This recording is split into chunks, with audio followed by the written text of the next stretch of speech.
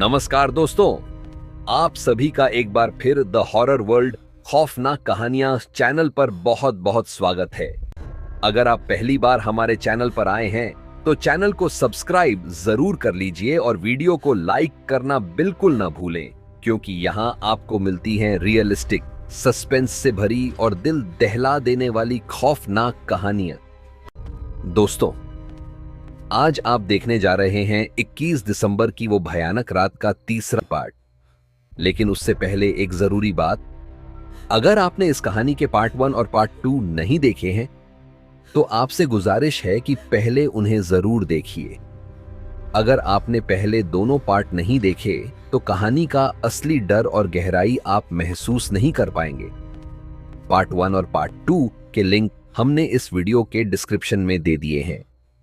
साथ ही हमने इस कहानी की पूरी प्लेलिस्ट भी बना दी है ताकि आप आसानी से एक एक करके पूरी कहानी देख सकें।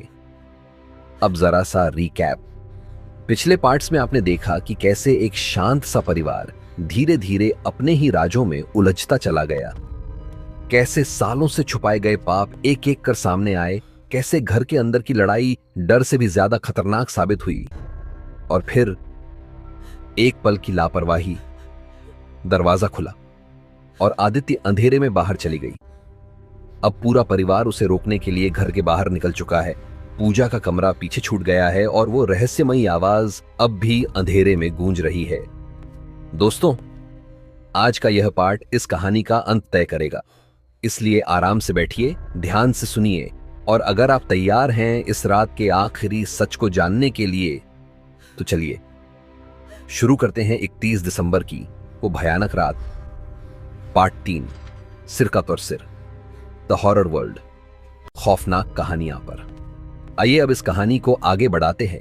पूजा का कमरा बंद हो गया था और सब इधर उधर हो गए थे।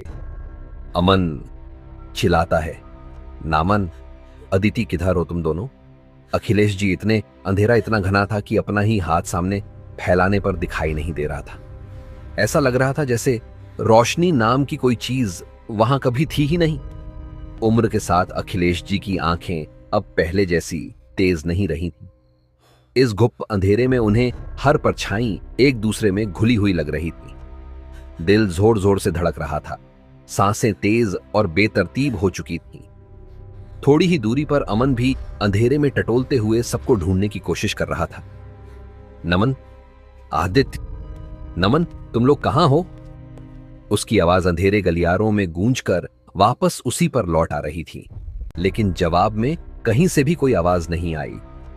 अखिलेश जी ने भी कांपती आवाज में पुकारा, अमन, नमन, पर जवाब में सिर्फ सन्नाटा, एक ऐसा सन्नाटा जो कानों में दबाव बनाकर बैठ जाता है। अचानक अखिलेश जी के भीतर कुछ अजीब सा खटका, जैसे कोई उनके बहुत करीब आ खड़ा हुआ हो। उनका पूरा शरीर सिहर उठा। उन्हें एहसास हुआ कि उनकी ठीक पीछे कोई बहुत बड़ी काली सी परछाई मौजूद है।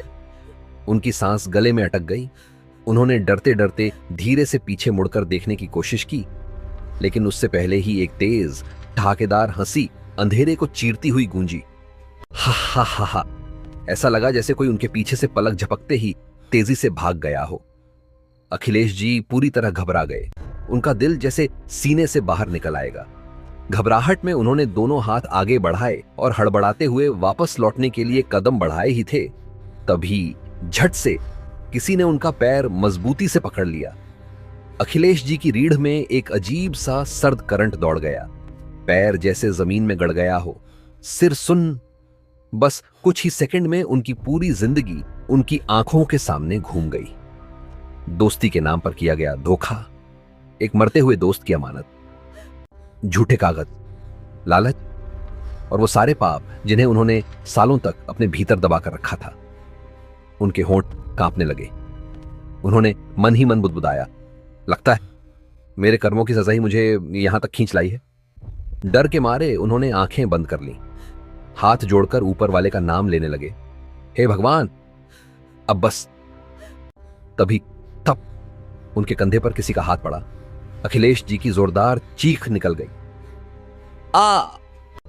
उनकी चीख अभी हवा में गूंजी ही थी कि ठीक पीछे से एक और औरत की चीख सुनाई दी। कुछ पल तक अखिलेश जी कुछ भी समझ नहीं पाए। लेकिन फिर दिमाग के किसी कोने से एक आवाज आई। यह आवाज तो अनिता की है। उन्होंने झट से पीछे मुड़कर कांपती आवाज में कहा, अनिता, क्या तुम हो? अंधेरे में से डरी हुई हकलाती आवाज आई। हां जी, मैं ही हूं। पर आप ऐसे क्यों चीखे? अखिलेश जी ने सांस संभालते हुए कहा, इस डरावने माहौल में अगर तुम पीछे से कंधे पर हाथ रखोगी तो मैं घबरा ही जाऊंगा ना। इतना सुनते ही अनिता जी की आवाज और कांप गई। पर मेरे कंधे पर फिर ये हाथ किसका है? अखिलेश जी का दिल जैसे रुक गया। उन्होंने डरते हुए ध्यान से देखा। अनिता जी के ठीक पीछे कुछ था। अंधेरे में धीरे धीरे एक आकृति उभरने लगी। लाल साड़ी, बिखरे बाल, ठंडी सफेद आंखें और एक ऐसा चेहरा जो इंसान का नहीं लग रहा था। वो आकृति अखिलेश जी को सीधे घूर रही थी और फिर वो मुस्कुराई। एक ऐसी मुस्कान जिसमें दया नहीं थी, सिर्फ हिसाब था। अखिलेश जी की जबान लड़खड़ा गई। अनिता, भागो। उन्होंने पूरी ताकत से अनिता का हाथ पकड़ा और बिना पीछे देखे अंधेरे में भागने लगे। पीछे अंधेरा और गहरा हो गया और कहीं दूर से अमन की आवाज फिर गूंजी, नमन, आदित्य, कहां हो तुम लोग? लेकिन उस अंधेरे में अब जवाब देने वाला कोई नहीं था। तभी अचानक अंधेरे के बीच अमन की नजर एक जानी पहचानी आकृति पर पड़ी। आदित्य, उसके मुंह से धीमी सी आवाज निकली। कुछ दूरी पर आदित्य खड़ी थी, वही छोटी सी काया, वही साया, लेकिन उसका चेहरा साफ दिखाई नहीं दे रहा था। अमन का दिल जोर से धड़क उठा। आदित्य! वह जोर से चिल्लाया और बिना एक पल सोचे तेजी से उसकी तरफ भागा। लेकिन आदित्य रुकने की बजाय और तेज चलने लगी। वह एक पुराने कमरे की ओर मुड़ी और बिना पीछे देखे उस कमरे के अंदर चली गई। आदित्य, रुको! अमन ने आवाज दी, पर आदित्य ने कोई जवाब नहीं दिया। अमन ने एक सेकंड के लिए भी ना सोचा, न अंधेरा, न खतरा, न यह कि उस कमरे में क्या हो सकता है। वह भी सीधे उस कमरे में घुस गया। कमरे के अंदर घुप अंधेरा था, जैसे वहां रोशनी ने कभी कदम ही न रखा हो। दरवाजा पीछे से धीरे धीरे खुद ब खुद बंद होने लगा और अमन अंधेरे के बीच आदित्य को ढूंढता रह गया।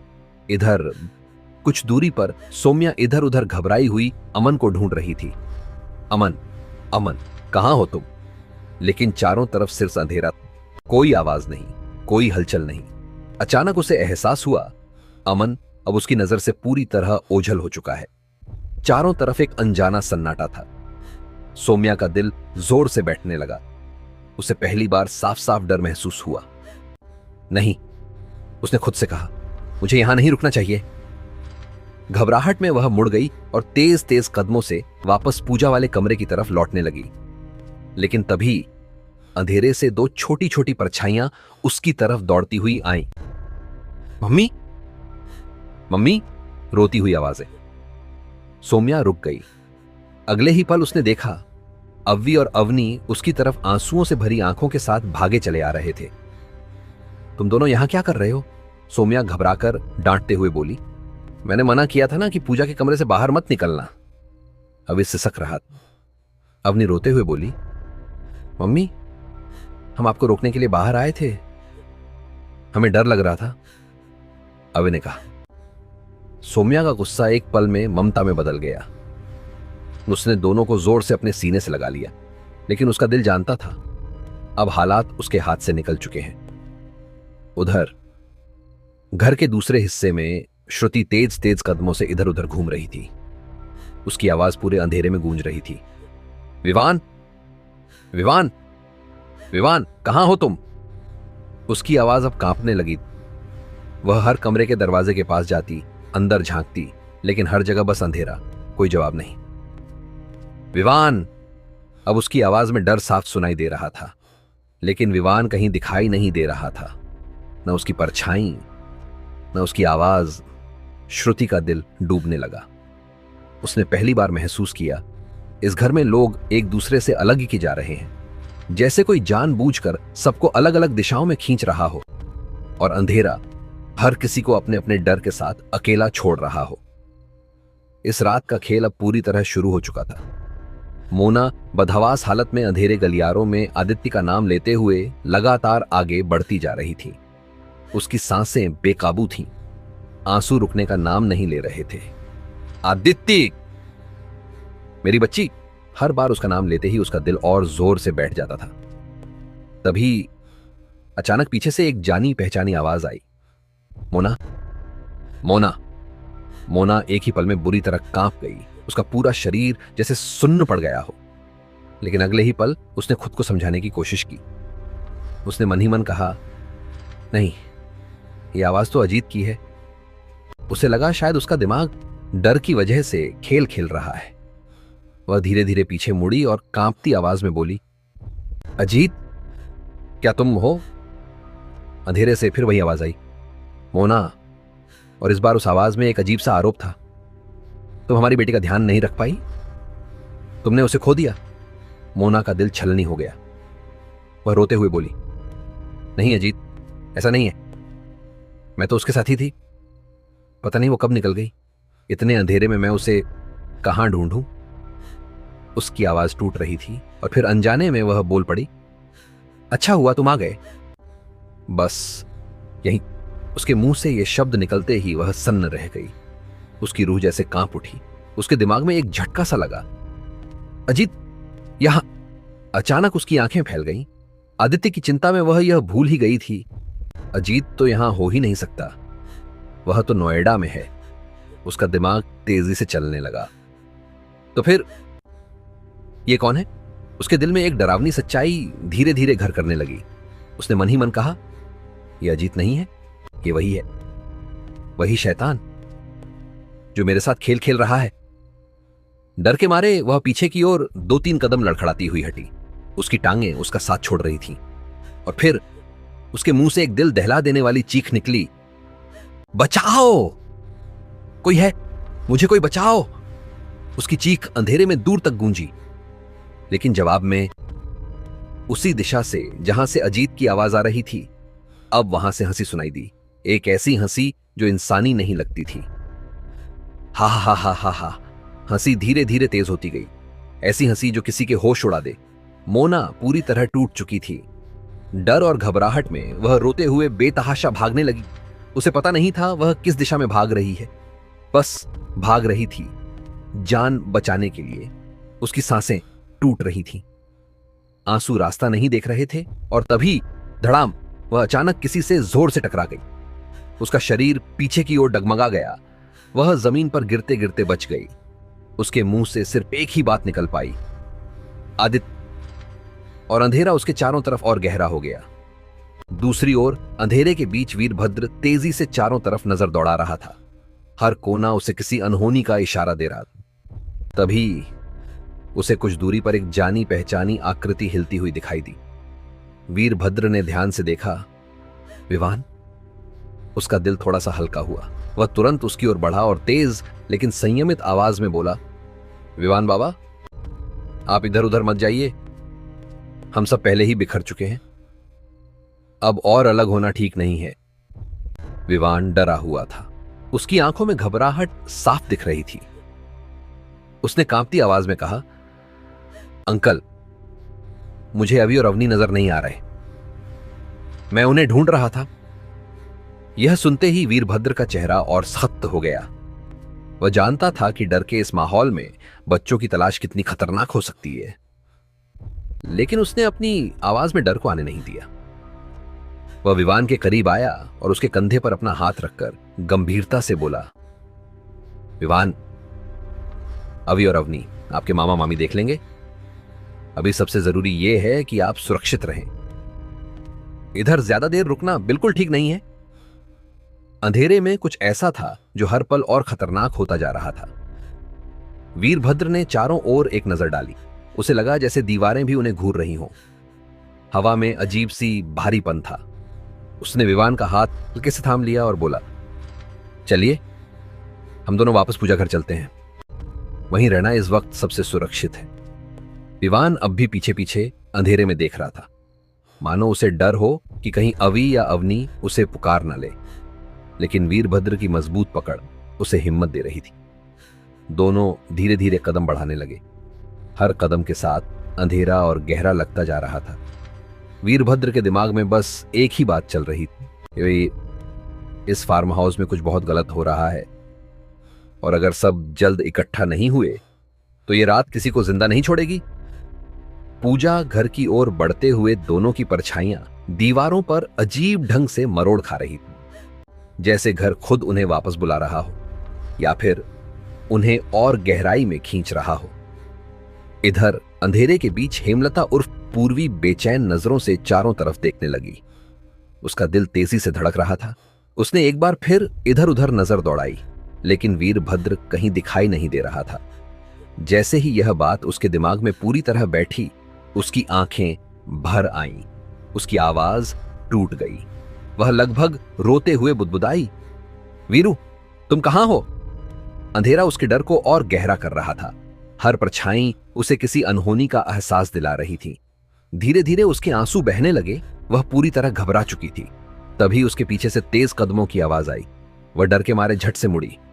अगले ही पल उसने देखा, उसका भाई बिन्नू उर्फ पूर्व तेजी से उसकी ओर आ रहा था। उसे देखते ही हेमलता फूट फूट कर रो पड़ी। बिन्नू ने उसे संभालने की कोशिश करते हुए कहा, पूर्वी, रो मत।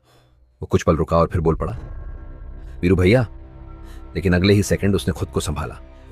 उसकी आवाज सम्मान से भर गई, नहीं जीजा जी, जीजा जी हमसे कहीं ज्यादा इन सब बातों को समझते हैं और हमसे कहीं ज्यादा अपनी सुरक्षा करना जानते हैं। बिन्नू ने चारों तरफ नजर घुमाई। अंधेरा उसे भी अंदर तक हिला रहा था।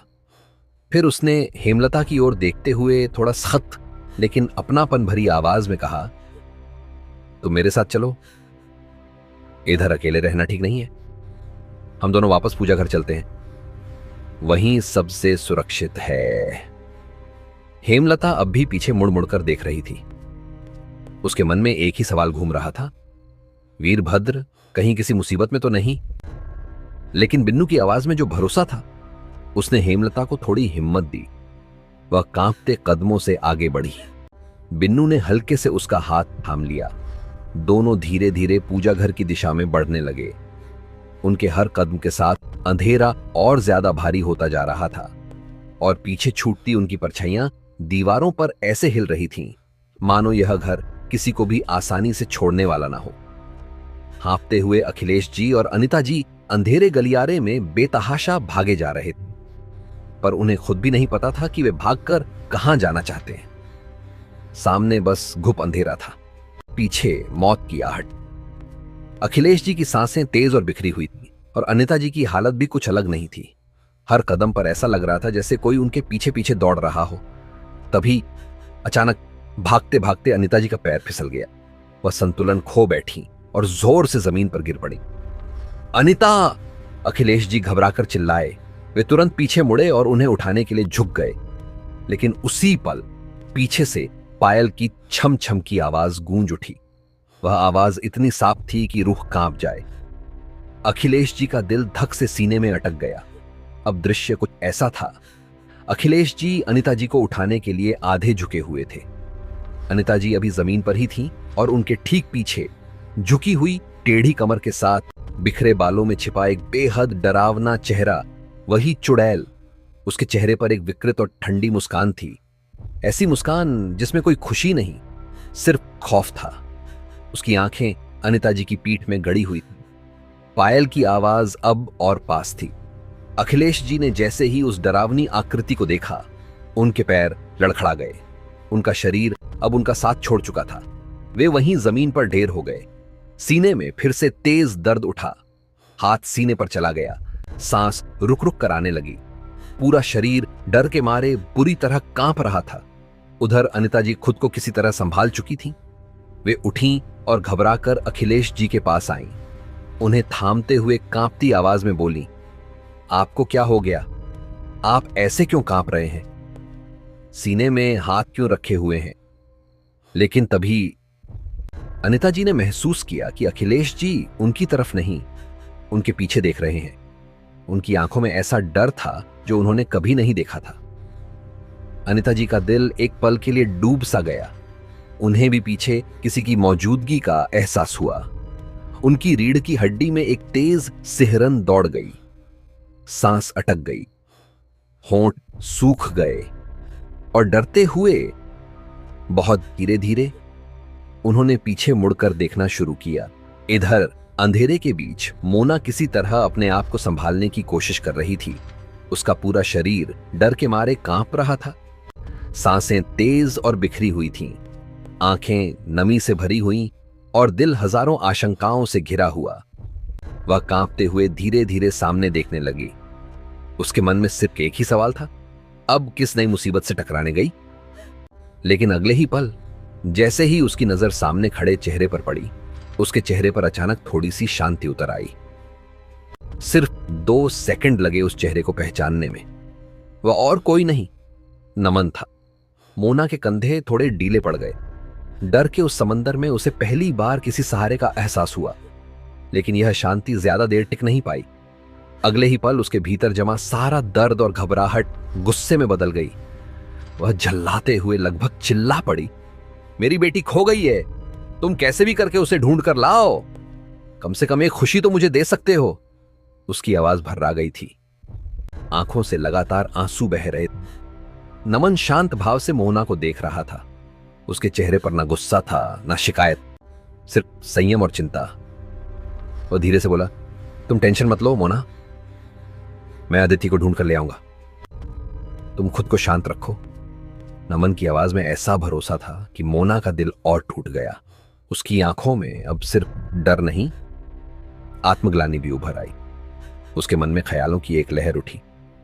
मैंने इस इंसान के साथ कितना गलत किया, हमेशा इसे नीचा दिखाया, इसके सामने खुद को बड़ा और इसे छोटा समझा। सच सामने आने के बाद भी ये मेरे साथ इतनी शांति से पेश आ रहा है, जबकि मैंने तो इसे कभी सम्मान ही नहीं दिया। यह सोचते सोचते मोना का दिल और भर आया। अचानक वह आगे बढ़ी और नमन के गले लग गई। वह फूट फूट कर रोने लगी। उसकी सिसकियों के बीच टूटती आवाज आई, सॉरी नमन, मैंने हमेशा तुम्हारे साथ गलत किया, सॉरी। उसका शरीर रोते रोते कांप रहा था। नमन कुछ पल चुप रहा, फिर धीरे से उसके कंधे पर हाथ रखते हुए बोला, अभी यह सब बातों का वक्त नहीं है मोना, पहले हमें हमारी बेटी अदिति को ढूंढना है। मोना धीरे से उसकी तरफ देखने लगी। नमन ने एक गहरी सांस ली और स्पष्ट शब्दों में कहा, और हां, आगे से मेरे सामने कभी मेरी बेटी मत कहना। वह हमारी बेटी थी, सच सामने आने से पहले भी और सच सामने आने के बाद भी वह हमारी ही बेटी है। मोना की आंखों से आंसू और तेज बहने लगे, लेकिन इस बार उनमें थोड़ी राहत भी थी।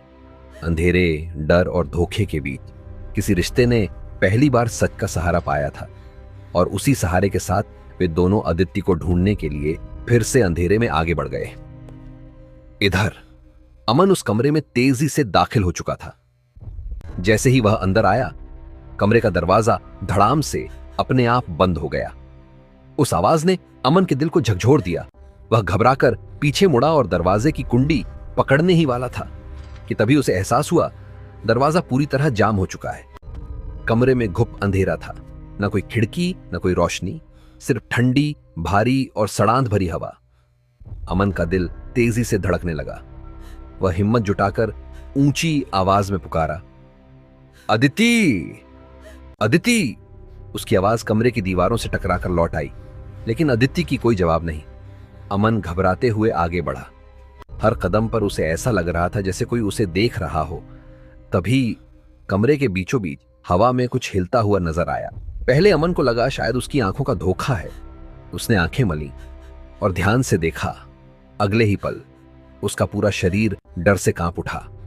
वह अदिति थी, लेकिन जमीन पर नहीं, वह हवा में तैर रही थी। उसके पैर जमीन से कई फुट ऊपर थे। उसका शरीर ढीला सा लटक रहा था, जैसे किसी अदृश्य ताकत ने उसे पकड़ रखा हो। अमन की सांस अटक गई। उसकी आंखें फटी की फटी रह गईं। अदिति की आंखें अब सामान्य नहीं थीं, वे लाल हो चुकी थीं और अजीब तरह से चमक रही थीं, जैसे अंधेरे में जलते हुए अंगारे। अमन को एक पल में समझ आ गया, यह अदिति नहीं है, या यूं कहें यह अदिति का शरीर है, पर उसे कोई और चला रहा है। अदिति पूरी तरह पजेस हो चुकी थी। अमन का दिल जोर से धड़क उठा। वह डर के मारे पीछे हटते हुए चिल्लाया, अदिति! लेकिन उस बंद कमरे में उसकी आवाज दीवारों से टकराकर यहीं दफन हो गई। अगले ही पल कमरे में एक खौफनाक हंसी गूंज उठी। हा हा हा हा हा। वह हंसी इतनी ठंडी और बेरहम थी कि अमन की रीढ़ की हड्डी में सिहरन दौड़ गई। अमन ने कांपती आवाज में पूछा, कौन हो तुम और तुमने अदिति के साथ क्या किया है? वह एक छोटी बच्ची है। हवा में तैरती अदिति का सिर धीरे धीरे एक अजीब कोण पर मुड़ गया। उसके होंठ फैले और अदिति की आवाज में लेकिन किसी और की आवाज गूंजी।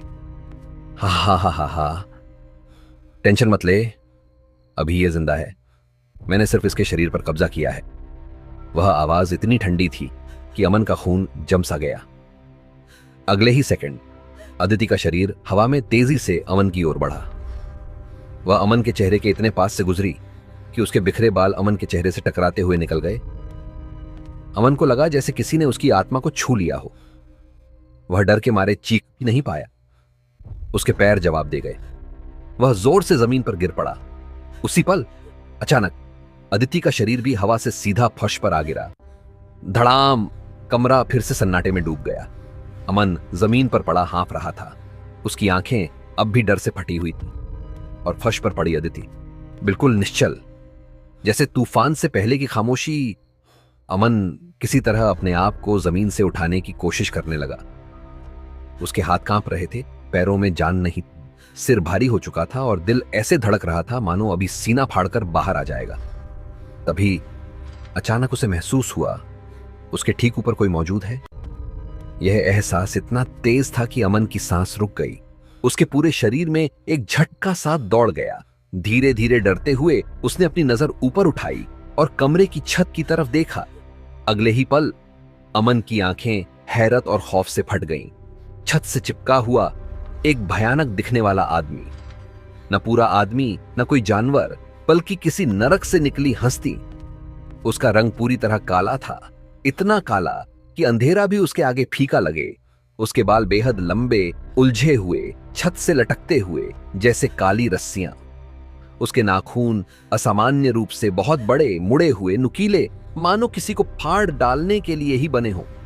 उसका चेहरा बेहद डरावना, हड्डियां उभरी हुई, जबड़ा अस्वाभाविक रूप से खुला हुआ और आंखें बिल्कुल लाल, इतनी लाल कि जैसे खून से भरी हों। वे आंखें सीधे अमन को घूर रही थीं। उसके पूरे शरीर पर एक भी कपड़ा नहीं था। वह पूरी तरह नग्न अवस्था में था। उसकी देह ऐसी लग रही थी मानो कई सालों से किसी ने उसे जीवित दफन कर रखा हो। वह अमन को देखते ही धीरे धीरे गुर्राने लगा।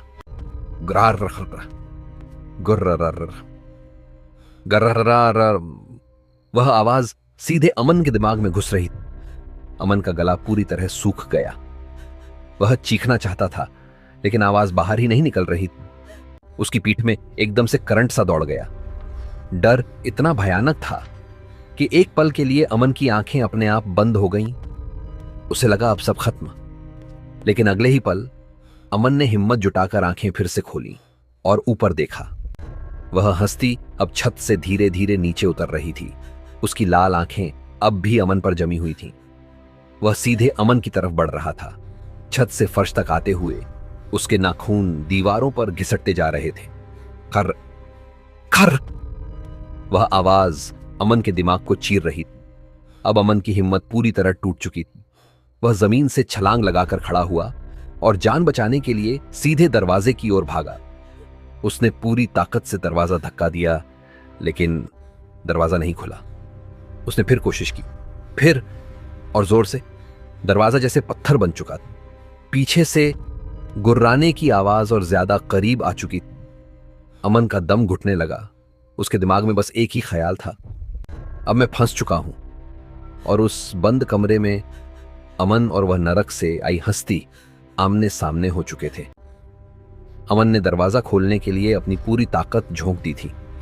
उसकी नसें फूल चुकी थीं, हाथ कांप रहे थे और सांस लगभग टूट चुकी थी।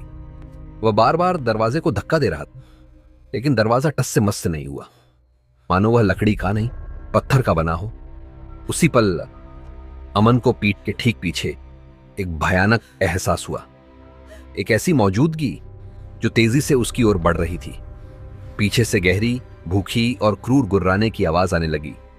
गुर्रार गुर्रार कुर्रार। अमन का पूरा शरीर सिहर उठा। डर के मारे उसका दिल सीने को तोड़ने लगा। वह कांपते हुए धीरे धीरे पीछे मुड़ा और उस डरावने पिशाच से आंखें मिला बैठा। अगले ही पल उसके पैर जवाब दे गए। वह धड़ाम से पीठ के बल जमीन पर गिर पड़ा। सांस पूरी तरह अटक गई। आंखें खुली की खुली रह गईं और उसी सेकंड वह पिशाच सीधे अमन के सीने पर आ चढ़ा। उसका भारी नग्न और सड़ा सा शरीर अमन को जमीन में दबा रहा था। उसके लंबे नाखून अमन की छाती के पास गड़ चुके थे। वह मुंह के बहुत पास आकर भयानक तरीके से गुर्रा रहा था। गुर्रर गुर्रर। उसकी लाल आंखें अमन की आंखों में सीधे झांक रही थी, मानो उसकी आत्मा निगल जाना चाहती हो। अमन दर्द और डर के मारे बुरी तरह कांप रहा था। उसकी हिम्मत पूरी तरह टूट चुकी थी। वह अब लड़ नहीं रहा था, वह सरेंडर कर चुका था। उसके हाथ अपने आप जुड़ गए। आंखों से लगातार आंसू बहने लगे। कांपती आवाज में वह जिंदगी की भीख मांगने लगा। मुझे छोड़ दो, मैंने कुछ नहीं किया। भगवान के लिए मुझे मत मारो। लेकिन वह पिशाच सिर्फ गुर्राता रहा और उसका वजन और ज्यादा भारी होता चला गया। इधर दूसरी तरफ अखिलेश जी डर के मारे लगभग मौत के करीब पहुंच चुके थे। उनकी सांसें बेतरतीब हो चुकी थीं। सीना जोर जोर से उछल रहा था और अनिता जी, वह भी अब अपनी सहनशक्ति खो चुकी थी। अचानक उनका शरीर डगमगाया और वह बेहोशी की हालत में जमीन पर गिर पड़ी। तभी उनके सामने छम छम छम छम पायल की आवाज एक बार फिर गूंज उठी। अंधेरे से धीरे धीरे वह चुड़ैल उनके सामने प्रकट हो चुकी थी। वह लाल साड़ी पहने हुए थी, हाथों में लाल चूड़ियां जिनकी आवाज हवा में झर घोल रही थी। उसके बाल पूरी तरह फैले हुए, इतने लंबे कि घुटनों तक आ रहे थे। अगर कोई उसे पीछे से देखे तो शायद उसे एक सुंदर सुहागन समझ बैठे, लेकिन जैसे ही नजर उसके चेहरे पर जाए, सारी गलतफहमी एक पल में टूट जाए। उसका चेहरा बेहद भयानक। उसके मुंह में होंठ नहीं थे, नाक गायब थी, सिर्फ एक खुला सा खोखला मुंह जिसमें लंबे नुकीले दांत साफ दिखाई दे रहे थे। उसकी आंखें बहुत बड़ी, बिना पलक की और भयानक तरीके से टिमटिमा रही थी, मानो वे सीधे आत्मा को भेद देना चाहती हों। अखिलेश जी और अनिता जी अब दोनों जमीन पर गिरे पड़े थे। उनकी आंखें खुली हुई थीं, लेकिन हाथ पैर हिल नहीं पा रहे थे। डर के कारण उनका पूरा शरीर जकड़ चुका था। वे पूरी तरह पैरालाइज हो चुके थे। सिर्फ उनके शरीर में हल्का हल्का कंपन था और दिल इतनी तेज धड़क रहा था कि उसकी आवाज वे खुद साफ साफ सुन पा रहे थे। हर धड़कन जैसे यह कह रही हो, अब अगली बारी मौत की है। और उनके सामने वह लाल साड़ी वाली चुड़ैल धीरे धीरे उनकी ओर बढ़ रही थी। इधर अंधेरे में अकेली पड़ चुकी श्रुति एक जगह सहमी हुई खड़ी। चारों तरफ घुप अंधेरा था, इतना घना कि अपना हाथ भी ठीक से दिखाई नहीं दे रहा था। उसका दिल तेज तेज धड़क रहा था, सांसें बेकाबू थीं।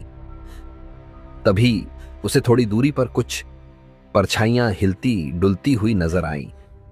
वे परछाइयां धीरे धीरे आगे बढ़ रहीं। एक पल के लिए श्रुति डर के मारे पत्थर की तरह जड़ हो गई। उसके शरीर में जैसे जान ही नहीं बची। दिमाग में हजारों डरावने ख्याल एक साथ उभर आए। कहीं ये वही तो नहीं, कहीं कोई और तो नहीं। लेकिन अगले ही पल उसके मन में एक और सोच आई, कहीं ये विवान और बाकी बच्चे तो नहीं। यही सोच उसे थोड़ी सी हिम्मत दे गई। उसने बहुत सावधानी से हल्के हल्के कदम बढ़ाने शुरू किए। हर कदम पर उसका दिल और जोर से धड़क रहा था। तभी उसी दिशा से एक महिला की कांपती हुई आवाज आई, कौन है उधर? देखो, मेरे पास मत आना। उस आवाज को पहचानने में श्रुति को एक पल भी नहीं लगा। उसके मुंह से बेइख्तियार निकला, सौम्या, सौम्या, क्या तुम उधर हो? उधर से थोड़ी देर खामोशी रही। फिर एक जानी पहचानी आवाज आई, श्रुति, श्रुति, क्या तुम हो? बस इतना सुनते ही दोनों की जान में जान आ गई। अंधेरे में डर से भरे उन चेहरों पर थोड़ी सी राहत उतर आई। दोनों तेजी से एक दूसरे की ओर बढ़ी और जैसे ही पास पहुंची, उन्होंने एक दूसरे को देख लिया। श्रुति ने ध्यान से देखा, सौम्या के साथ अवि और अवनी भी थे। दोनों बच्चे डरे हुए थे, आंखों में आंसू और हाथ सौम्या की साड़ी को मजबूती से पकड़े हुए। श्रुति का दिल एक पल के लिए हल्का हुआ लेकिन अगले ही सेकंड उसका चेहरा फिर से सख्त हो गया। उसने चारों तरफ नजर दौड़ाई और फिर सौम्या की तरफ देखते हुए घबराकर पूछा, विवान, विवान तुम्हारे साथ नहीं है? सौम्या थोड़ी हैरान हो गई। उसने बिना सोचे जवाब दिया, विवान, वो तो पूजा घर में तुम सबके साथ था ना? यह सुनते ही श्रुति के चेहरे से रंग उड़ गया। उसके दिल में एक अजीब सा खौफ भर गया। इधर विवान और वीरभद्र तेज तेज कदमों से पूजा घर के पास पहुंच चुके थे। पूजा घर का वह छोटा सा कमरा जिसे वे अब तक सबसे सुरक्षित जगह समझ रहे थे, आज उन्हें अजीब तरह से डरावना लग रहा था। वीरभद्र ने आगे बढ़कर दरवाजे की कुंडी पकड़ी और हल्का सा धक्का दिया, लेकिन दरवाजा नहीं खुला। उन्होंने थोड़ा जोर लगाया, फिर भी दरवाजा अपनी जगह से हिला तक नहीं। वीरभद्र के माथे पर पसीना आ गया। उन्होंने एक पल के लिए सोचा, शायद अंदर हेमलता और बिन्नू ही होंगे, इसीलिए दरवाजा अंदर से बंद है। यह सोचकर उन्होंने दरवाजे पर हल्के से खटखटाया, हेमलता, हेमा, दरवाजा खोलो, मैं हूं, वीरू। उनकी आवाज अंधेरे में गूंज कर लौट आई, लेकिन अंदर से कोई जवाब नहीं। वीरभद्र ने फिर एक बार कान लगाकर सुना, सिर्फ सन्नाटा। उनके दिल में हल्की सी चुभन हुई। उन्हें लगा, शायद मैंने गुस्से में कुछ ज्यादा कह दिया था, इसीलिए हेमलता और बिन्नू दरवाजा नहीं खोल रहे। लेकिन अगले ही पल उनके दिमाग में दूसरा ख्याल आया, नहीं, मैं हेमलता और बिन्नू को कुछ भी कह दूं, वे मुझसे बहुत प्यार और इज्जत करते हैं। ऐसा नहीं हो सकता कि वे जानबूझकर दरवाजा ना खोले। शायद वे भी डरे हुए हैं। यह सोचते ही वीरभद्र की आवाज में नरमी आ गई। उन्होंने फिर से दरवाजे पर हाथ मारते हुए कहा, बिन्नू, मैं ही हूं, घबराओ मत, दरवाजा खोलो, मेरे साथ विवान बाबा भी हैं। यह सुनते ही विवान ने भी हिम्मत जुटाकर कहा, हां आंटी, बिन्नू अंकल, दरवाजा खोल दीजिए, यहां बहुत अंधेरा है, प्लीज दरवाजा खोलिए। विवान की आवाज में डर छिपा हुआ था, लेकिन उसने खुद को बहादुर दिखाने की पूरी कोशिश की। फिर भी अंदर से अब भी कोई आवाज नहीं आई। तभी अचानक पीछे की तरफ किसी के आने की हल्की सी आवाज सुनाई दी, जैसे कोई धीरे धीरे कदम रखता हुआ उनकी ओर बढ़ रहा हो। वीरभद्र तुरंत सतर्क हो गए। उनका पूरा शरीर कस गया। विवान का दिल जोर जोर से धड़कने लगा। वह भले ही दिल से बहादुर था, लेकिन आखिर था तो एक बच्चा। अंधेरे, सन्नाटे और उस अनजान आहट ने उसकी हिम्मत डगमगा दी। वह डर के मारे सीधे वीरभद्र से चिपक गया। उसकी उंगलियां वीरभद्र कुर्ते की बाहों में जकड़ गईं। वीरभद्र का मुंह डर की वजह से पूरी तरह सूख चुका था।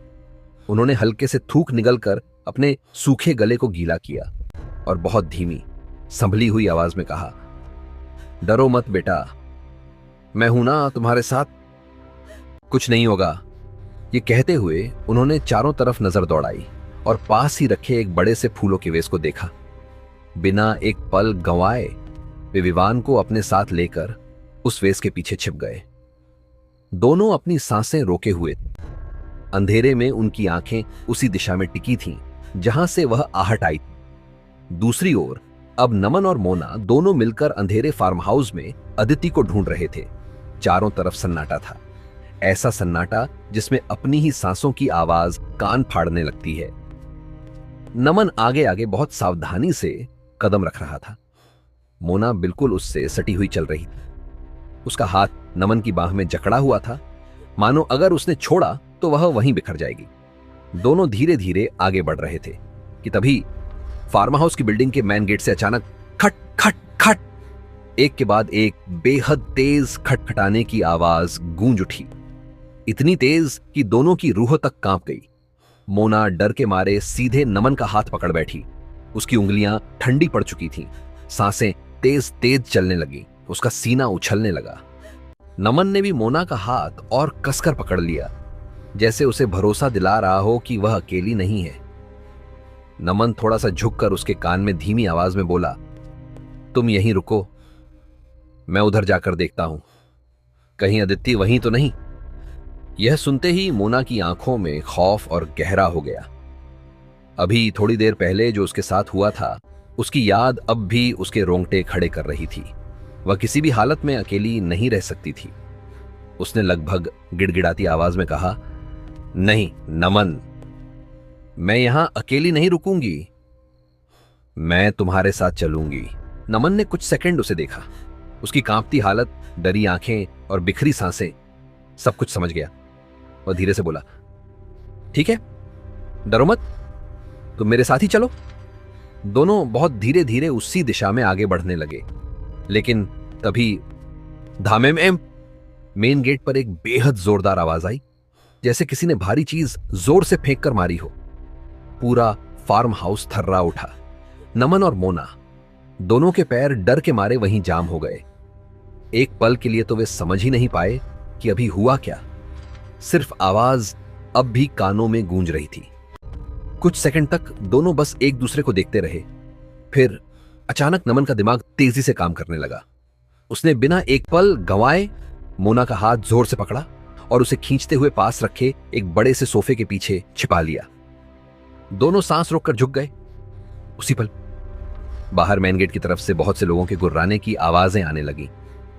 गुर्र गुर्र गुर्र, ऐसा लग रहा था जैसे एक नहीं बहुत सारे जीव एक साथ गुर्रा रहे हों। और अगले ही पल गेट के ऊपर से लंबे नुकीले नाखूनों के घिसने की आवाज आने लगी। वह आवाज इतनी तीखी थी कि सीधे दिमाग में चुभने लगी। ये किसी एक के नाखून नहीं थे, बल्कि कई लोगों के नाखून एक साथ दरवाजे पर घिस रहे थे, मानो वे अंदर घुसने के लिए दरवाजे को नोच डालना चाहते हों। सोफे के पीछे छिपे नमन और मोना एक दूसरे की धड़कनें महसूस कर पा रहे थे। मोना के आंसू खामोशी से गालों पर बहने लगे। नमन की मुट्ठी और कस गई। उसके दिमाग में बस एक ही सवाल गूंज रहा था, ये लोग या जो भी हैं, अगर अंदर आ गए तो हम जिंदा नहीं बचेंगे। और बाहर वह गुर्राहट और नाखूनों की आवाज और तेज होती जा रही थी। इधर अमन की हालत पूरी तरह खराब हो चुकी थी। वो भयानक पिशाच उसके सीने पर पूरी ताकत से चढ़ा हुआ था। उसका वजन इतना ज्यादा था कि अमन का सीना जैसे धंसता जा रहा हो। एक तरफ मौत का डर और दूसरी तरफ सीने पर इस भारी भरकम भयानक शरीर का दबाव। अमन ठीक से सांस तक नहीं ले पा रहा था। उसके फेफड़े जैसे फटने को हो गए हों। पिशाच अमन के मुंह के बिल्कुल पास आकर गुर्राने लगा। गुर्र गुर्र गुर्र। उसकी सांसों से सड़ान और मौत की बदबू आ रही थी। अचानक उस पिशाच ने एक हाथ ऊपर उठाया। उसके नाखून लंबे, तेज और चाकू जैसे नुकीले, और अगले ही पल धप, उसने गुर्राते हुए एक नाखून सीधे अमन के सीने में घोंप दिया। छपाक! अमन के सीने से खून की धार फूट पड़ी। गर्म खून उसके शरीर पर फैलने लगा। दर्द इतना भयानक कि अमन सीधे कराह उठा। उसकी रीढ़ तक दर्द दौड़ गया। उसकी आंखों के सामने अचानक उसे अपनी मौत नजर आने लगी। अंधेरा, एक गहरा अंधेरा जो तेजी से उसकी आंखों के सामने छाने लगा। उसके मुंह से दर्द भरी एक भयानक चीख निकल गई।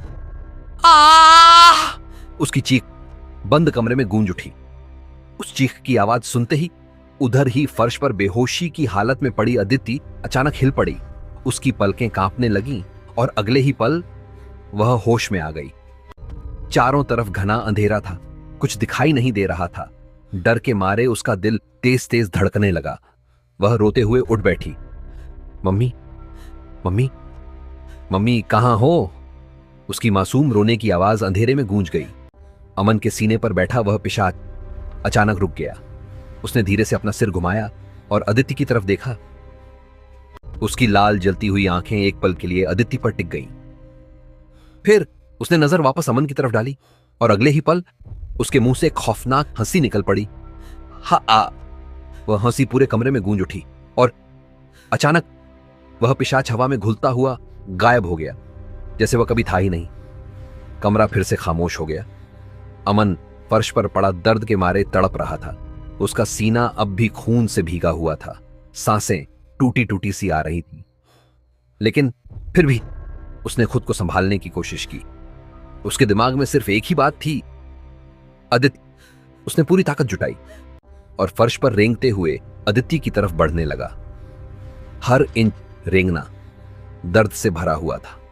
उधर अदिति ने अंधेरे में अपनी तरफ कोई रेंगती हुई चीज आती देखी तो उसका रोना और तेज हो गया। वह डर के मारे चीख पड़ी, मम्मी मुझे डर लग रहा है। तभी कांपती हुई लड़खड़ाती आवाज में अमन बोला, अदिति, ये मैं हूं बेटा, ताऊ, डरो मत।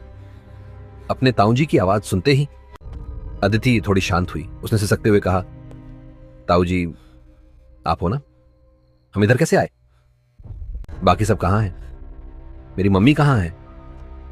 अमन किसी तरह रेंगते हुए उसके और करीब पहुंचा और दर्द को दबाते हुए बोला, बेटा घबराओ मत, सब यही हैं। बस हम दोनों गलती से इस कमरे में आ गए हैं।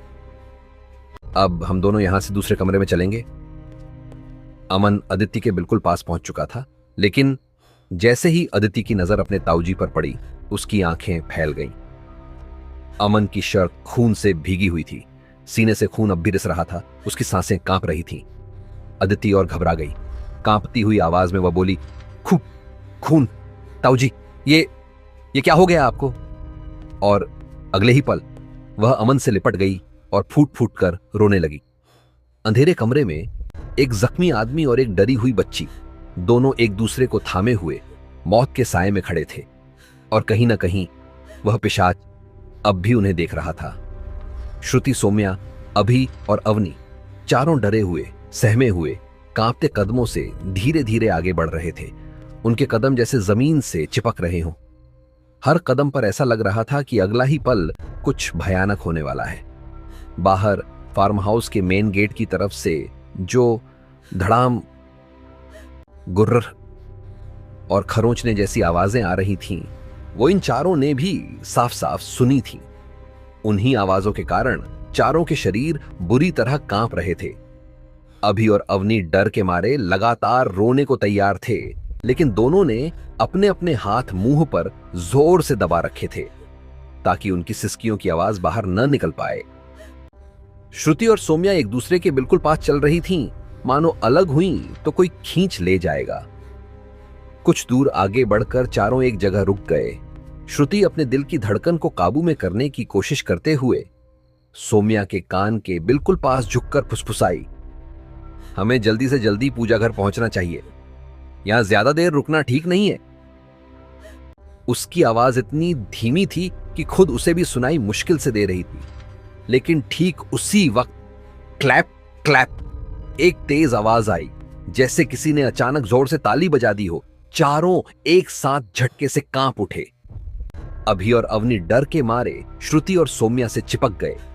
चारों के शरीर एक दूसरे से लग गए, मानो कोई अदृश्य खतरा उन्हें घेर चुका हो। श्रुति और सौम्या कांपती हुई नजरें लेकर धीरे धीरे उस दिशा में देखने लगी जहां से वो आवाज आई। वो दिशा उनके ठीक पीछे थी। उधर एक खिड़की थी। वो खिड़की फार्म हाउस के बैक साइड की ओर खुलती थी। खिड़की के दूसरी तरफ कोई था, ऐसा उन्हें पूरी शिद्दत से महसूस हो रहा था। हालांकि कुछ दिखाई नहीं दे रहा था, लेकिन मौजूदगी का एहसास बहुत डरावना था। चारों के चेहरे सफेद पड़ गए। उनकी सांसें रुक रुक कर चलने लगी। डर के मारे चारों उस खिड़की से 4-5 कदम पीछे हट गए और तभी क्लैप क्लैप पुट्स, एक और ताली की आवाज, इस बार और ज्यादा नजदीक से, सीधे खिड़की के उस पार से। अब चारों के पैर पूरी तरह कांप रहे थे। ऐसा लग रहा था कि किसी भी पल घुटनों के बल गिर जाएंगे। अभि और अवनी अब बिल्कुल सिसकने लगे थे। आंसू लगातार बह रहे थे, लेकिन डर के मारे उन्होंने अपने हाथ मुंह से हटाए नहीं। श्रुति और सौम्या का पूरा शरीर बुरी तरह कांप रहा था। उनकी रीढ़ की हड्डी में एक तेज सिहरन दौड़ गई, मानो किसी ने बर्फ उड़ेल दी हो। चारों बिल्कुल जड़ हो चुके थे, ना भाग पा रहे थे, ना आवाज निकाल पा रहे थे। बस उस खिड़की की तरफ डर से देख रहे थे, जहां से अब खामोशी और भी डरावनी लग रही थी, क्योंकि सबको पता था अगली आवाज ताली की नहीं होगी। जमीन पर अनीता जी और अखिलेश जी डरे सहमे बिल्कुल बेजान से गिरे पड़े थे। उनके शरीर इस कदर अकड़े हुए थे कि अगर कोई दूर से देखे तो उसे लगे जैसे दोनों मर चुके हों, लेकिन उनकी खुली आंखें और चेहरे के जमे हुए भाव इस बात की गवाही दे रहे थे कि वो अब भी जिंदा थे। और इससे ज्यादा डरावनी कोई बात हो ही नहीं सकती। उनके ठीक सामने वो चुड़ैल झुकी हुई खड़ी, उसका पूरा शरीर अजीब कोण में मुड़ा हुआ, मानो हड्डियां इंसानी न हो। उसके पायल हल्की हल्की छम छम की आवाज कर रहे थे, जो उस मौत जैसे सन्नाटे में और भी ज्यादा खौफनाक लग रही थी। वो धीरे धीरे अपना सिर झुकाती है और एक बेहद कृपी हंसी हंसती है, ऐसी हंसी जिसमें खुशी नहीं, सिर्फ तड़प और क्रूरता थी। हा! उसकी हंसी सीधे अनीता जी के दिल में चाकू की तरह घुस गई। वो रो भी नहीं पा रही थी, बस हल्की हल्की सुबगियां निकाल रही थी, जो अखिलेश जी और वो चुड़ैल दोनों साफ साफ सुन पा रहे थे। चुड़ैल ने धीरे से अपना हाथ आगे बढ़ाया और बहुत ही अजीब और घिनौने तरीके से अखिलेश जी की गर्दन पर हाथ फेर दिया। उसके नाखून अखिलेश जी की त्वचा में धंसने लगे। अखिलेश जी की सांसें अब बहुत धीमी हो चुकी थी। वो पूरी तरह पैरालिसिस की हालत में थे, ना हाथ हिला पा रहे थे ना पैर, बस आंखें खुली थीं जो डर से फटी जा रही थीं। उनका शरीर जैसे पत्थर बन चुका था, कड़ा, ठंडा, बिल्कुल निष्प्राण सा। अनीता जी की आंखों से लगातार आंसू बह रहे थे, लेकिन वो कुछ कर नहीं पा रही थी। उनका शरीर भी अकड़ा पड़ा था, डर ने उन्हें भी जकड़ लिया था। चुड़ैल अब अनीता जी की तरफ देख रही थी। उसकी बिना पलकों वाली आंखें सीधे उनकी रूह में झांक रही थीं। लेकिन उसका हाथ अब भी अखिलेश जी की गर्दन को जोर से दबाए हुए था। धीरे धीरे अखिलेश जी की सांसें उनका साथ छोड़ने लगीं। वो हल्का हल्का छटपटा रहे थे। उनका चेहरा अब नीला पड़ चुका था, होंठ कांप रहे थे, आंखों में पानी भर आया था। उनका पूरा शरीर धीरे धीरे ढीला पड़ता जा रहा था, जैसे जिंदगी उनसे खींची जा रही हो। और इन सबके बीच वो चुड़ैल अनीता जी की तरफ देखती हुई बेहद कृपी तरीके से मुस्कुरा रही थी। उसकी मुस्कान में कोई जल्दी नहीं, कोई जलन नहीं, बस आनंद था। ऐसा आनंद जैसे वो हर सांस के टूटने को महसूस कर रही हो, जैसे वो अखिलेश जी की मौत को धीरे धीरे जी रही हो और अनीता जी को यह सब देखने पर मजबूर कर रही हो, ताकि दर्द सिर्फ शरीर का नहीं, रूह का भी हो। उस पल वहां मौत खड़ी मुस्कुरा रही थी और जिंदगी बस तड़प रही थी। बड़े से फूलों के वजनदार वास के पीछे विवान और वीरभद्र सांस रोके सिकुड़े हुए छुपे खड़े थे। दोनों का दिल इतनी तेजी से धड़क रहा था कि उन्हें लग रहा था शायद ये आवाज अंधेरे में कहीं दूर तक सुनाई दे रही होगी। विवान अब अपने आप को रोक नहीं पा रहा था। उसका रोना शुरू हो चुका था, हल्की हल्की सिसकियां जो किसी भी पल चीख में बदल सकती थी। वीरभद्र ने तुरंत हालात को समझते हुए अपना कांपता हुआ हाथ विवान के मुंह पर रख दिया, ताकि उसकी आवाज उन अंधेरी परछाइयों तक न पहुंच पाए। विवान की आंखें डर से फटी हुई थीं। वो अपनी पूरी ताकत से रोने को दबा रहा था, लेकिन उसका नन्हा सा शरीर डर के मारे लगातार कांप रहा था। उधर वो परछाइयां धीरे धीरे और बड़ी होती जा रही थी। जैसे जैसे वो कदम आगे बढ़ा रही थी, उनकी आकृतियां और साफ होती जा रही थी। वीरभद्र ने सांस रोककर ध्यान से देखा। वो दो परछाइयां थीं, एक जिसकी काया पूरी तरह आदमी जैसी लग रही थी, चौड़े कंधे, सीधी चाल, और दूसरी थोड़ी झुकी हुई, जिसकी आकृति किसी औरत की थी। लेकिन अंधेरा इतना घना था कि चेहरे या पहचान का कोई अंदाजा नहीं लगाया जा सकता था। वीरभद्र और विवान दोनों अब बुरी तरह कांप रहे थे। वीरभद्र के होंठ सूख चुके थे, गला बिल्कुल रेत जैसा लग रहा था और दिमाग तेजी से चल रहा था। अगर ये वही है तो, अगर ये वो नहीं हुए तो उसकी सोच पूरी भी नहीं हो पाई थी कि जैसे ही वो परछाइयां पूजा घर के दरवाजे के पास पहुंची, वीरभद्र के मुंह से अचानक बिना सोचे समझे निकल गया, हिमलता, बिन्नू। आवाज इतनी धीमी भी नहीं थी, पर इतनी तेज भी नहीं। लेकिन उस मौत जैसे सन्नाटे में वो आवाज सीधे परछाइयों तक पहुंच गई। परछाइयां एकदम ठिठक गईं। फिर जैसे घबराकर वो 2-3 कदम पीछे हट गई। अंधेरे में हलचल हुई, जैसे उन्होंने भी डर के मारे सांस खींच ली हो। अब वास के पीछे छुपे वीरभद्र और विवान धीरे धीरे बाहर निकले। उन दोनों को सामने आते देखकर अब वो परछाइयां भी थोड़ी रिलैक्स हो गई, और जैसे ही थोड़ी रोशनी उन पर पड़ी, सारी गलतफहमी खत्म हो गई, क्योंकि वो परछाइयां और कोई नहीं, हेमलता उर्फ पूर्वी और बिन्नू उर्फ पूर्व थे। वीरभद्र ने राहत की लंबी सांस ली और हल्की डांट के साथ बोला, अरे हेमा, बिन्नू, तुम लोग यहां बाहर हो, तो अंदर पूजा घर में कौन है?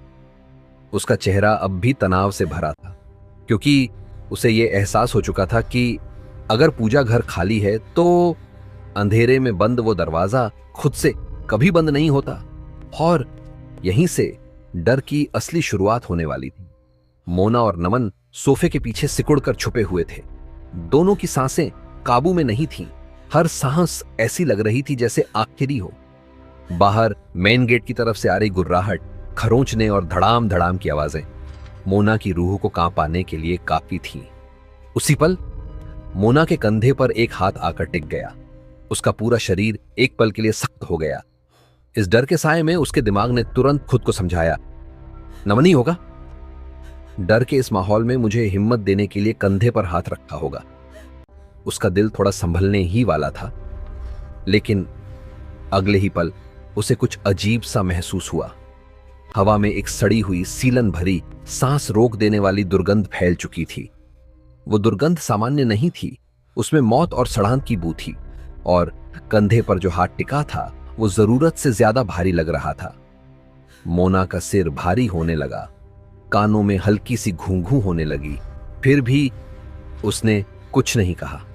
उसके मन में बस यही चल रहा था, इस डर में भी नमन मेरे लिए सोच रहा है, मैं कैसे कहूं कि अपना हाथ हटा लो।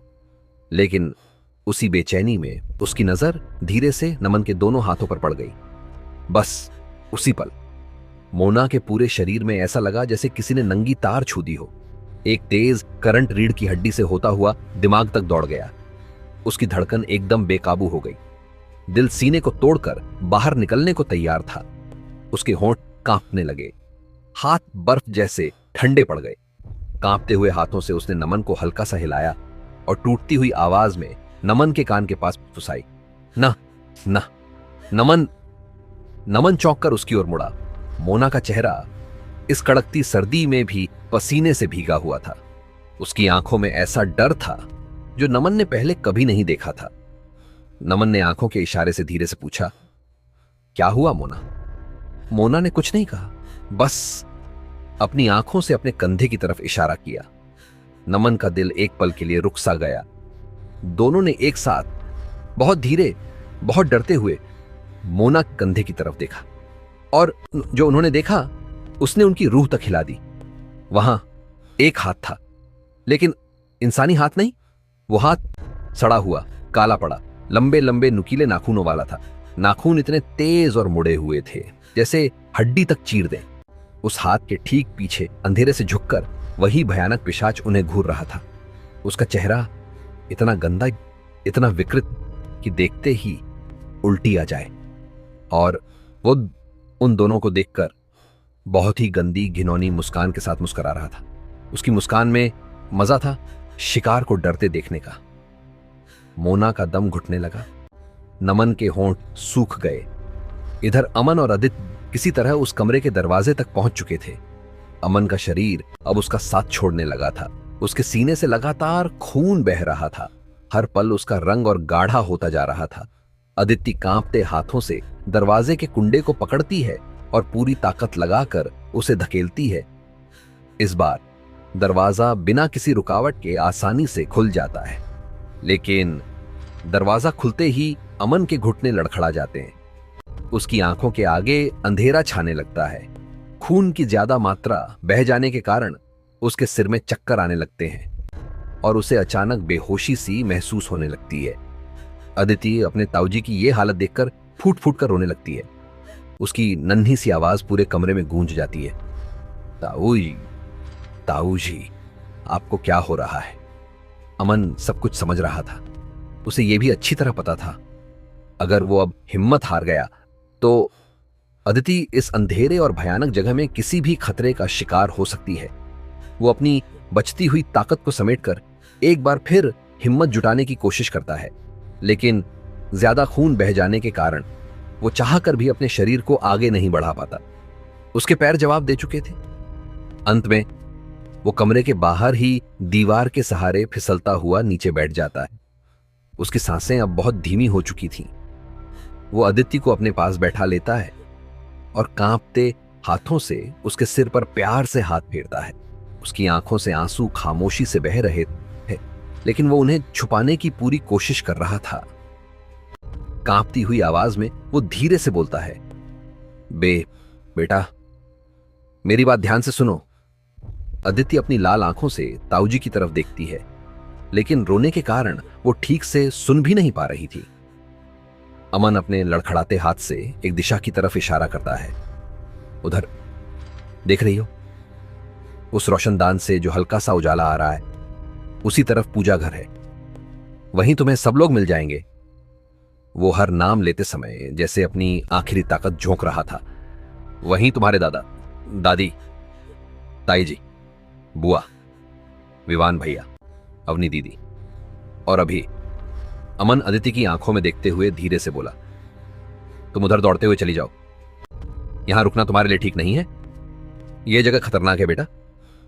लेकिन अदिति अब समझने की स्थिति में नहीं। डर, अंधेरा, ताऊजी की खून से सनी हालत, सब कुछ उसके नन्हे दिमाग पर हावी हो चुका था। वो लगातार रोती जा रही थी। उसकी सिसकियां और तेज हो गई। रोते हुए वो अमन से चिपक गई और टूटती हुई आवाज में बोली, नहीं, मुझे कहीं अकेले नहीं जाना। मुझे अंधेरे से बहुत डर लगता है। मैं आपके साथ ही रहूंगी ताऊजी। उसकी आंखों में इतना डर था कि अमन का दिल टूट गया। उसने एक पल के लिए आंखें बंद कर ली, शायद ऊपर वाले से आखिरी दुआ मांग रहा हो, क्योंकि उसे पता था अगला फैसला या तो अदिति की जान बचाएगा या सब कुछ खत्म कर देगा। खिड़की के पास डरे सहमे सोम्या, श्रुति, अवनी और अभी एक साथ सटे हुए खड़े थे। चारों की सांसें तेज थीं, दिल जोर जोर से धड़क रहे थे और उनकी निगाहें एक पल के लिए भी उस खिड़की से हट नहीं रही थीं। ऐसा लग रहा था जैसे वो चारों किसी आने वाले अनदेखे खतरे के लिए खुद को मानसिक रूप से तैयार कर रहे हों, या फिर अगर जरूरत पड़े तो उसी खिड़की से आने वाली चीज से लड़ने के लिए अपने अंदर हिम्मत जगा रहे हों। बाहर पूरी तरह सन्नाटा था, इतना गहरा कि अपने दिल की धड़कन भी कानों में गूंज रही थी। अचानक छट छट, एक तेज, सूखी और हड्डियां जमा देने वाली आवाज गूंज उठी। चारों के शरीर एक साथ झटके से कांप उठे। डर के मारे सब खिड़की के पास से पीछे हट गए, जैसे किसी ने उन्हें जबरदस्ती धक्का दे दिया हो। अगले ही पल खिड़की का कांच पूरी तरह टूट चुका था। कांच के नुकीले टुकड़े जमीन पर बिखर चुके थे और टूटे हुए कांच के उस पार अब एक विशालकाय, भयानक और अमानवीय दिखने वाला जीव स्पष्ट नजर आ रहा था। उसका आकार सामान्य इंसान से कई गुना बड़ा था। उसके दांत लंबे होकर होठों से बाहर निकले हुए थे, इतने नुकीले कि अंधेरे में भी चमक रहे थे। उसके होंठ जरूरत से कहीं ज्यादा खींचे हुए थे, जिस कारण उसका चेहरा हंसी और गुस्से के बीच की एक ऐसी भयानक मुद्रा में जमा हुआ था जो देखने वाले की रूह तक हिला दे। उसके नाखून असामान्य रूप से लंबे थे और इस तरह मुड़े हुए थे जैसे किसी खतरनाक जंगली जानवर के पंजे हों। वो खिड़की के काफी करीब आकर लोहे की मोटी सरियों के जाल पर अपने नाखून घसीटने लगा। किर किर। उस डरावनी आवाज से चारों के शरीर में सिहरन दौड़ गई। उसके पीछे ऐसे ही और भी भयानक जीव नजर आने लगे। अंधेरे में एक के बाद एक आंखें चमकने लगी, जैसे वो सब मौके का इंतजार कर रहे हों। खिड़की में लोहे की मोटी सरियों का जाल लगा था, इसी वजह से वो जीव अंदर नहीं आ पा रहा था। लेकिन उसकी गुस्से भरी नजरें और सरियों से टकराते नाखून ये साफ बता रहे थे, अगर जरा सी भी जगह मिली तो वो एक पल में अंदर घुस आएगा। ये देखते ही चारों के मुंह से एक साथ दिल दहला देने वाली चीख निकल गई। आ आ! उनकी चीख पूरे फार्म हाउस में गूंज उठी। डर के मारे कोई इधर भागा तो कोई उधर, कोई एक दूसरे से टकराया तो कोई लड़खड़ाकर गिरते गिरते बचा। सांसें बेकाबू थीं, आंखों में आंसू और दिमाग में सिर्फ एक ही ख्याल, अब अगर ये सरिया टूटा तो कोई नहीं बचेगा। इधर जमीन पर पड़े हुए अखिलेश जी का शरीर अब पूरी तरह से ठंडा पड़ चुका था। उनकी छाती में अब कोई हरकत नहीं थी, सांसों की आवाज पूरी तरह थम चुकी थी। उनकी आंखें खुली हुई थीं, लेकिन उन आंखों में अब कोई चमक नहीं थी, कोई जीवन नहीं था। ऐसा लग रहा था जैसे वे किसी शून्य को घूर रहे हों। वह नजर अब हमेशा हमेशा के लिए बुझ चुकी थी, लेकिन उसके बावजूद भी उस चुड़ैल ने अखिलेश जी का गला नहीं छोड़ा था। उसके लंबे, सख्त और बर्फ जैसे ठंडे हाथ अभी भी उनके गले को जकड़े हुए थे। उसके चेहरे पर एक अजीब, विकृत और डरावनी मुस्कान फैली हुई थी। वह मुस्कान ऐसी थी जिसमें जीत का घमंड भी था और किसी मासूम के टूटने की खुशी भी। वह अपनी लाल लाल, बिना पलक झपकती आंखों से अब सीधे अनिता जी को घूर रही थी। अनिता जी ने डर और दर्द से भरी एक नजर अखिलेश जी की तरफ डाली। उन्होंने अपने पति के चेहरे पर कोई हलचल नहीं देखी, न सीने का उठना गिरना, न आंखों की कोई प्रतिक्रिया। उसी एक पल में अनिता जी समझ गईं कि उनके पति उन्हें हमेशा हमेशा के लिए छोड़ चुके हैं। वह एहसास किसी बिजली की तरह उनके दिल पर गिरा। उनकी आंखों से आंसू रुकने का नाम नहीं ले रहे थे। आंसू लगातार बहते जा रहे थे, लेकिन उनका शरीर पूरी तरह से पैरालिसिस की हालत में था।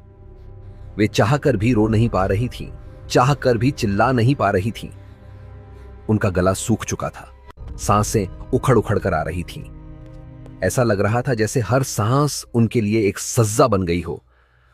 उसी समय जो थोड़ी देर पहले सौम्या, श्रुति और बच्चों की चीखें गूंजी थीं, वे चीखें अनिता जी के कानों तक भी पहुंची। उन आवाजों ने उनके डर को और गहरा कर दिया। उनके मन में एक नया खौफ घर कर गया। कहीं उन सबके साथ भी कुछ बहुत भयानक तो नहीं हो गया। तभी अचानक तेज कदमों की आवाज गूंजने लगी। धक धक धक।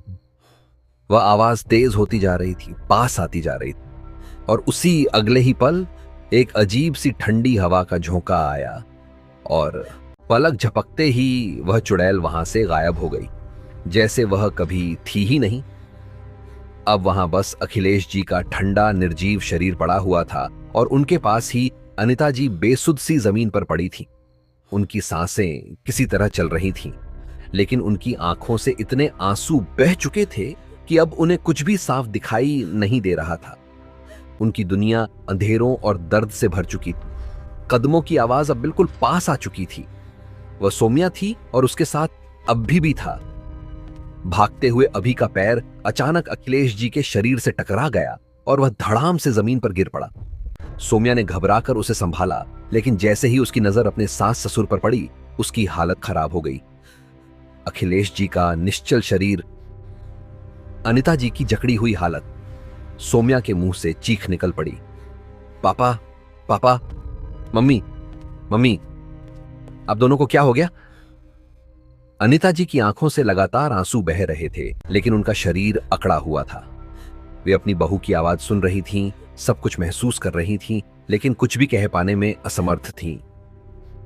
सौम्या ने कांपते हाथों से अनिता जी का सिर अपनी गोद में रखा और उनके आंसू पोंछने लगी।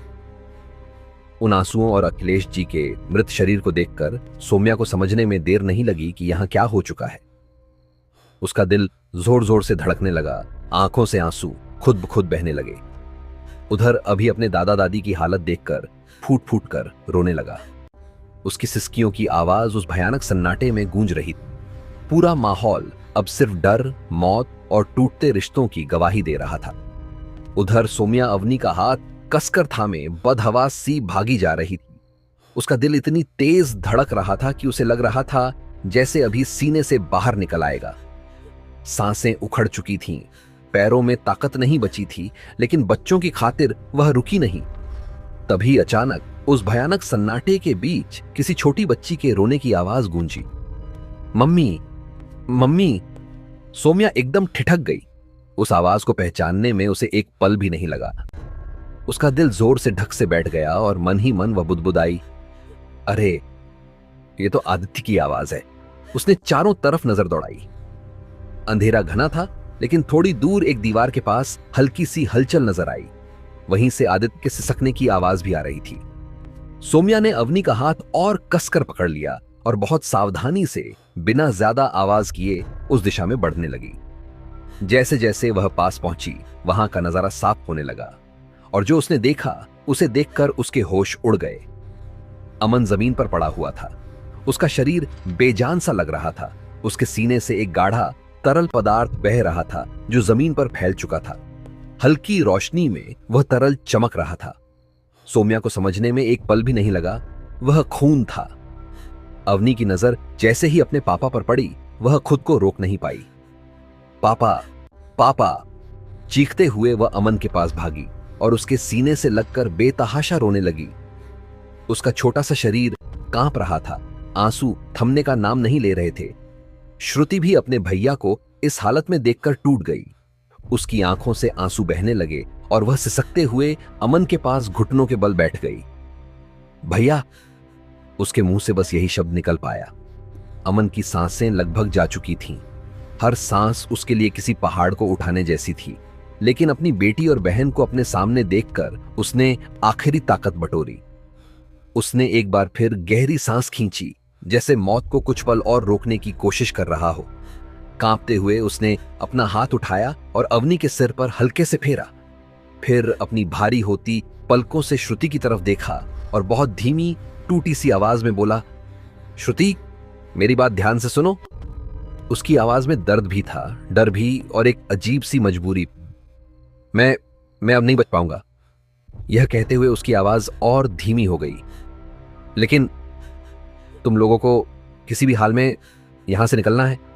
श्रुति ने रोते रोते सिर हिला दिया, लेकिन कुछ कह नहीं पाई। अमन ने आगे कहा, सुबह होने तक इंतजार करना होगा और अगर बचना है तो सिर्फ उसी पूजा घर में। उसने दीवार की तरफ हल्का सा इशारा किया। तुम आदित्य और अवनी को तुरंत वहां लेकर जाओ। यह सुनते ही श्रुति फूट पड़ी। नहीं भैया, वह रोते हुए बोली, मैं आपको छोड़कर कहीं नहीं जाऊंगी, आप मेरे साथ चलो प्लीज भैया। अमन की आंखों में हल्का सा गुस्सा और बहुत सारा दर्द एक साथ उभर आया।